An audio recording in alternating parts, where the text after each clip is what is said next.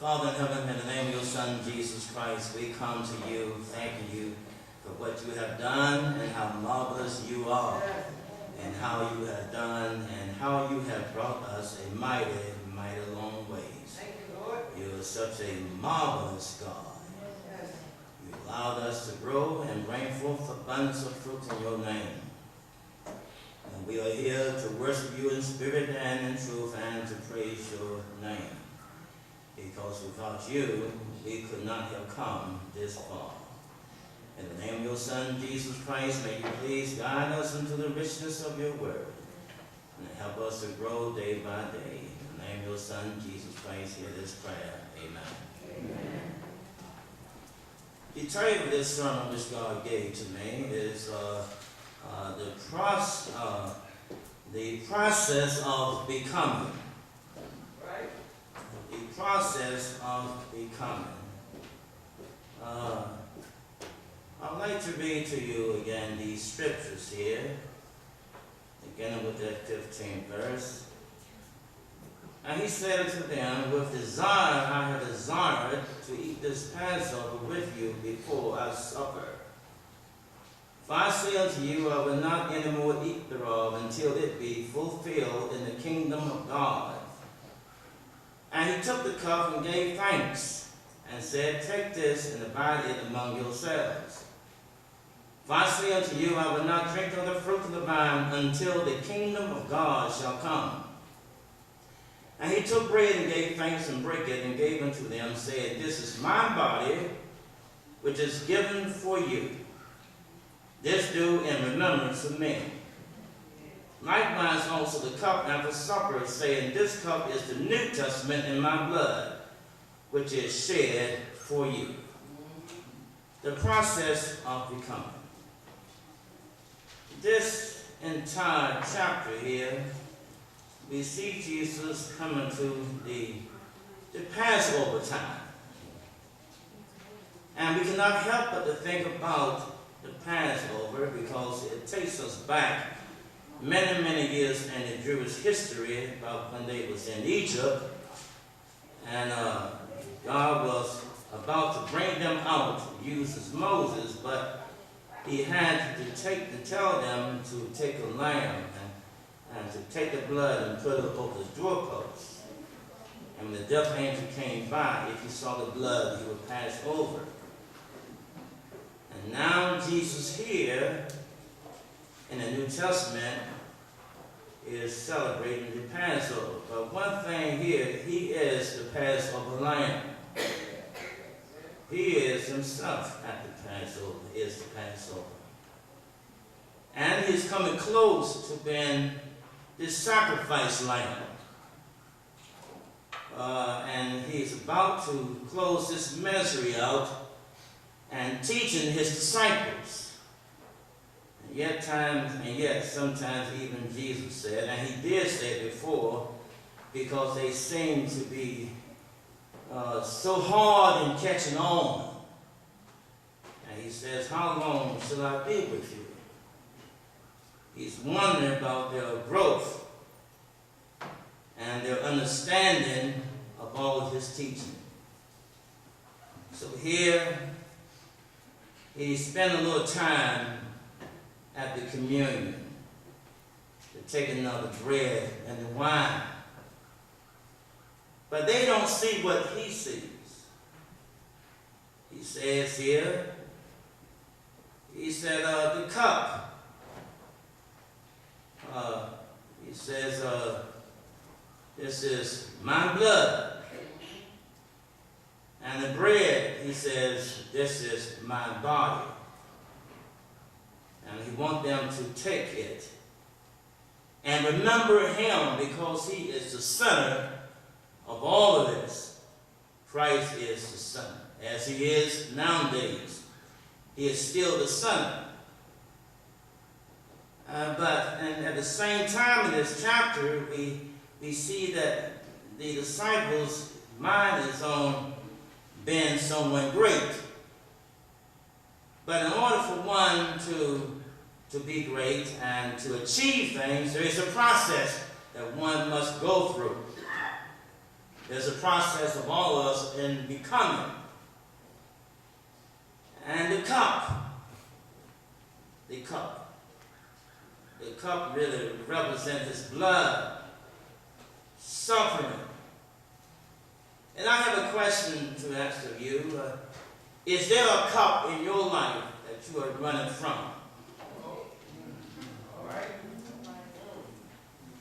Is there a cup in your life that you are running from? Because in the cup, and I looked up the word conversion. Conversion means change. A change. And there are many stages of conversion. Many stages of conversion. Many changes will come. Things will challenge us. And there is a cup that all of us must take. And because our conversion is within the cup. Oh yes, our conversion is in the cup. No one would make you. They cannot make you take of the cup. But you have to choose whether or not to take of the cup. You have to choose. Even this same chapter, even Jesus, when He was confronted with the cup, first thing He said, Father, if it be your will, remove this cup from me. But not my will, your will be done. And the Father sent an angel in the garden to give Him strength to take the cup. And so it is in our lives. We need strength to take the cup at different stages of our lives. We need strength to take of the cup. And when you choose to take of the cup, your conversion lies within the cup. That will cause you to change, to become a better individual, a more wiser individual. But if you do not take of the cup, if one rejects the cup that you are confronted with, then stagnation comes in your growth. Stagnation. You will bring stagnation upon your own growth. It's up to you to take the cup.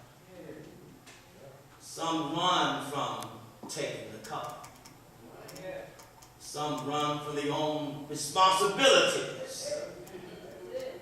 Some run from taking a cup of being a father. Yes, they cannot take of the cup. Amen. One must be able to take the cup. Jesus here says that He tells His own disciples, He said, all of you shall betray me.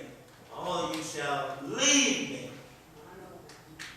As Peter and them said, no, we won't. But when the time came for them to take of the cup, they dropped the cup and left Jesus because they could not handle when the cup was presented to them. They rejected the cup and they left Jesus. How many of us have rejected the cup when it came? You didn't know it, but it was for your own benefit, for you to grow, but it was too dark at that particular time. You could not handle the cup. You could not handle it. And because you could not handle the cup, you left. But something happened to Peter after his rejection of the cup. Something happened. It says that the Bible says that he wept. Oh yes. Because of his rejection of the cup, he cried. said along with the other disciples, we will never leave you. But when the dark cup came to them, they ran away from the cup. They did something which they never thought that they would ever do. Reject the one, refuse the one, leave the one they love. They have no idea. They had no idea that they would leave Christ. They all said, we will never leave you. We will never leave you. But when the cup came, it was death in the cup. It was suffering in the cup. And fear took them. And they ran. Out of fear, they ran. They could not handle the cup. Yes. But the Lord is good. He's good. He's good. I want to show you how good he is. Oh, yes. In the last chapter of St. John, we see the mercy of God. After Jesus had been crucified and resurrected, he comes again and confronts Peter one-on-one. In the 21st chapter, beginning with the 15th verse, after they had been fishing all night, hear the dialogue that goes on between Peter and the one that he left. Jesus, the master teacher, the Son of God, the Savior of the world. Hear the conversation here. So when they had dined, Jesus said to Simon Peter, Simon, son of Jonas, lovest thou me more than these? He said to him, Yea, Lord, thou knowest that I love thee. He said to him, Feed my lambs. He said to him again the second time, Simon, son of Jonas, lovest thou me? He said to him, Yea, Lord, thou knowest that I love thee. He said to him, Feed my sheep. He said to him the third time, Simon, son of Jonas, lovest thou me? Peter was grieved because he said to him the third time, Lovest thou me? And he said to him, Lord, thou knowest all things. Thou knowest that I love thee. Jesus said to him, Feed my sheep. Yes, Jesus never said to him, I know you love me. The only response that Peter got from Christ, he said, Feed my sheep. The point is, we can very easily say, I love the Lord. Yes, it's so easy to get that mouth talk. I love people, and I love this, and I love my enemies. But we'll see, can you take of the cup? Yes, speaking words is easy. But then Jesus said, in other words, he said, Feed my sheep, meaning I want to see action. You say you love me. I'm saying, feed my sheep. Action speak louder than words. Love is action. And if you confess that you love God, it ought to be manifest in how you treat your fellow man. Amen. You can take the cup of loving your enemies. Yes, I can drink that cup. Yes. You can take the cup of being humble. You can take the cup of being forgiven. Even those who persecute you. Yes. Because the more you take of the cup throughout your life, you are being changed. Yes. Your change, your conversion is in the cup.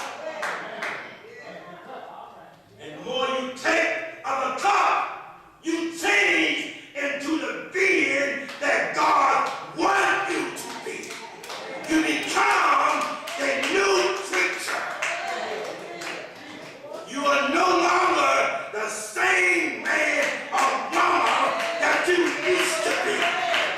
You are changed because God has given you the power to take the cup. Yes. Take the cup. Yes. I want to take the cup so I can bring forth the abundance of fruits in my life. As the song of the world said, I want to know what love is. Teach me what love is. Yes. Teach me what love is. Yes, I don't want to ever forsake my Lord and Savior. Yes. If he said take the cup, I'll take the cup. Take the cup of suffering. Yes, take the cup because it is for your benefit. Take the cup because who wants to change? Who wants to stay the same? Who wants to stay the same? All around us, change is taking place. Yes, highways are being broadened. Change is all around us. And if you refuse to change, stagnation comes. You don't want to change, the wheels roll over you and keep going. Yes, you must change. Change your way of thinking. Change your behavior. Change. The change got to come, the song says. Change got to come.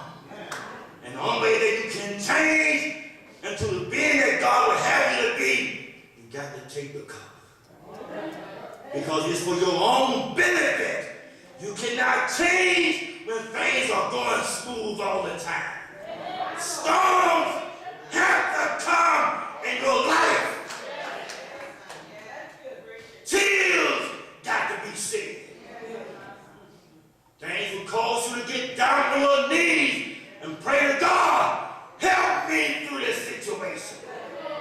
Yes, a change got to come because God loves us so much. He wants us to change. Jesus here sitting at the table, yes, telling them to take the cup. Drink of this cup because I'm pouring myself into you. Eat the bread. This is my body. Drink from the cup. This is my blood. Drink it. And the more that you eat and drink, the more I grow within you. Yes, and I'll be inside of you. The more that you eat the word, study the word. Study the word. Eat the word. Amen. Study the word. I was at the funeral of Sister Mary Burton and the man at the funeral home. Hey, Reverend, how you doing? We started talking. I said, yeah, everything's okay. I said, but let me tell you something. There's a whole lot of people talk about how good God is. But don't you know one thing? I remember my ancestors, they want to have some money, they put it into the book. And no one will not touch the book. Everybody talk about how good God is, but they don't read the book. Yes. How many of you in here would take time out to read the book? Drink of the cup. Eat of his body. This is his body. Yes. This is the book. And so many of us don't even touch the book. This is the book of life.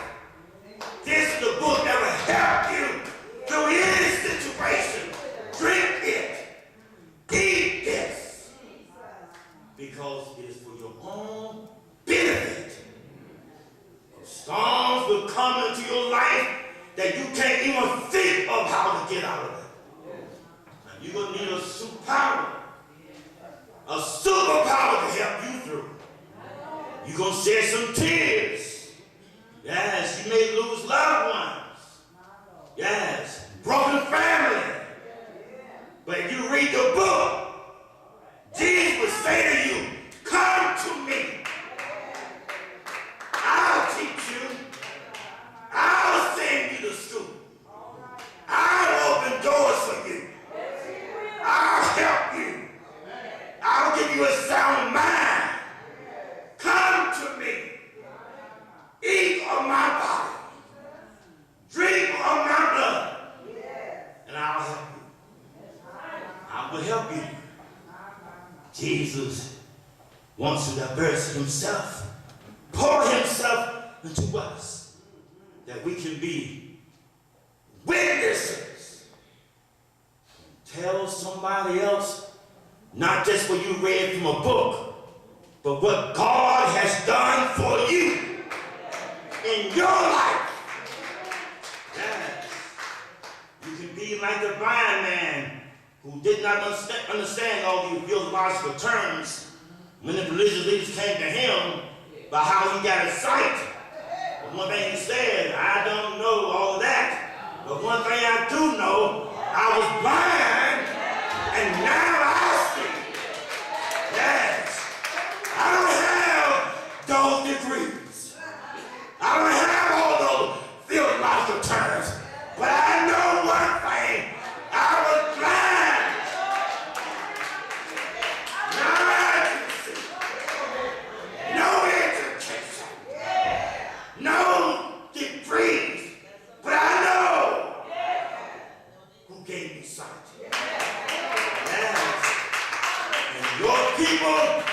And my people can say that. He helped me. Help me during slavery. Help me to walk. Help me to talk. Took the people of the blessings. We heard old people say, my feet is tired. My soul is ready to go. My soul is walking with tired feet. Yes, because God is not just the mighty, but he hears the poor. He hears the poor. And Jesus here is feeding them to take of the cup. And that's what we must take of. Take the cup. Don't run from the cup. Because I'm telling you right now, you can talk to almost anybody in the street, and they'll tell you they ran from the cup. And they've been looking down so long, they dare not look up again. All their hope is gone. They've been looking down so long. Guys, because they refuse to take the cup. I don't care how hard things is, face it. Whatever comes into your life, face it. Take the cup. Drink the cup. Because God has given us an antidote. God has given all of us an antidote that can dilute that which is in the cup. But first, he wants us to take the cup and drink of the cup. Be bold. And that's why all through the Bible says, fear not. Even Jesus confronted his disciples on the word, fear not. Yes, Paul on the broken ship, fear not, Paul. Yes, he'll speak to you and I. Whenever we are faced with problems that we cannot handle, he'll speak peace to the storm. Fear not. Why? Because he's on board. He promised that he will never leave us.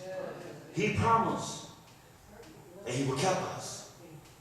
Because if we reject the cup, we not only do ourselves harm, we do the unborn harm. Just as we here in Liberty Baptist Church, we say we love liberty. But are you giving? Because when you give, don't you know we are making history and keeping this church in this location? You should not take this lightly. Be part of this rebuilding. Take the cup. Bring your finance. We are making history. Yeah. I see it. A few of us. But God is willing to use a few people. We are making history. Sister Esther Harris and all of them made history. And now the church is on our shoulder. We are making history in this church. So wherever you travel from Maryland, wherever you come from, have in your heart and your mind, I am part of making history. Keeping Liberty Baptist Church doors open. Can't you see it? Yes. They trying to take. And God is giving us the power to hold on, to drink the cup. Drink the cup. Drink the cup. If you also be the best usher. Yeah. Be the trustees. Be the best trustees. Yes, ask God for wisdom to use that money wisely because it comes from the people's hearts. And God is putting you there as trustee to take care of that money. Yes, use that money wisely for the upbuilding of the kingdom of God. We are making history. Don't take your coming here lightly. No, too many people die here. Too many can get testimonies. Too many preachers preach. Too many choirs sung the song of Zion. Too many. How dare we stop now? Yes. We can't stop now. We can't stop now. Take the cup. Take the cup. Thank you. Because your conversion is in the cup. And Jesus died because not my will, Father, but your will be done. I'll take the cup. And he took the cup. And he died. But he rose from the dead. Yes. He set this out for all of us. Take the cup. Just don't come here putting in a little bit more. You can put in more. Put in because you are making history. One person cannot do it alone. We only can make it by being unified with God. Take the cup. As Christ took the cup, we must take the cup. And God will be happy. He'll say, well done. And then there will be another generation that will come after us. And they will say, there was a people that came before us. And they took the cup. Now we must take the cup. But let us pray. Father in heaven, in the name of your Son, Jesus Christ, help us not to be so afraid of taking the cup. To be responsible. That's all it is. Be responsible. Doesn't matter how little it may be. Be responsible for your actions. Be responsible. Father, just as Jesus prayed, and God the Father strengthened him, God will give us strength to take the cup. And Father, we thank you that we live in such a time as this. We are making history here at Liberty Baptist Church. We are. Some may see it, some may not. But I pray, my God, that our living will not be in vain.